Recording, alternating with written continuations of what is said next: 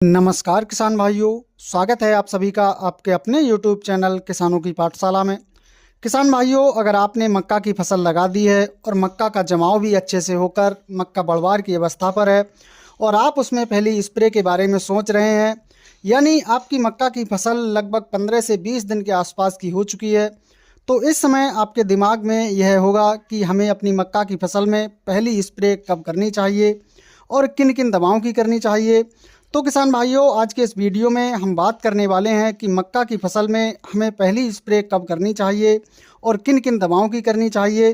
किसान भाइयों, आपको जो दवाएं आज हम बताने वाले हैं, यदि आप इन्हें अपनी मक्का की फसल में पहली स्प्रे में लगाते हैं तो आपकी मक्का की फसल में किसी भी तरह के कीट का अटैक नहीं होगा और ना ही फसल में कोई बीमारी आएगी। मक्का की जो ग्रोथ है वो भी बहुत ही तेज़ी से होगी और अंत में आपको अपनी मक्का की फसल से एक बढ़िया उत्पादन देखने को मिलेगा। तो किसान भाइयों, आप वीडियो को पूरा ज़रूर देखें जिससे कि आपको एक पूरी और सही जानकारी मिल सके। किसान भाइयों, जब हम मक्का की फसल लगाते हैं और फसल जब 15 से 20 दिन की होती है तो उसमें कई समस्याएं देखने को मिलती हैं, जैसे कि इस स्टेज पर फसल में इल्ली यानी सुंडी का काफ़ी प्रकोप देखने को मिलता है, जिससे फसल की बढ़वार रुक जाती है। और दूसरा, फसल में इस स्टेज पर कई न्यूट्रिएंट्स की कमी होने से पौधों में पीलापन की भी समस्या देखने को मिलती है, जिससे भी फसल की ग्रोथ रुक जाती है।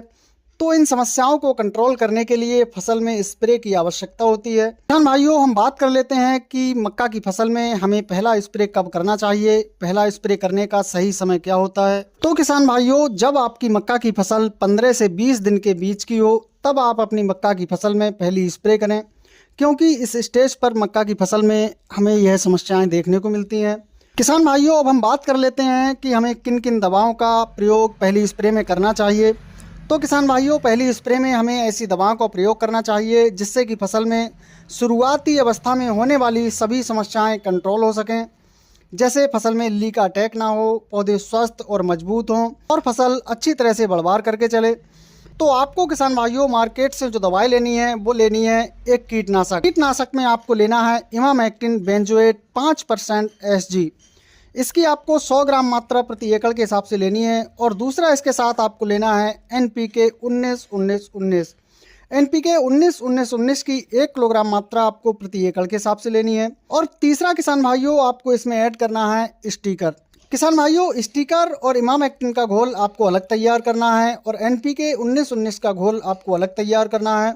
और इनका अलग अलग घोल तैयार करने के बाद आपको अपनी फसल पर छिड़काव कर देना है। किसान भाइयों, जब आप फसल पर इन दवाओं का छिड़काव करते हैं तो आपको 3 से 4 दिन में ही इन दवाओं के फसल में परिणाम दिखना शुरू हो जाएंगे।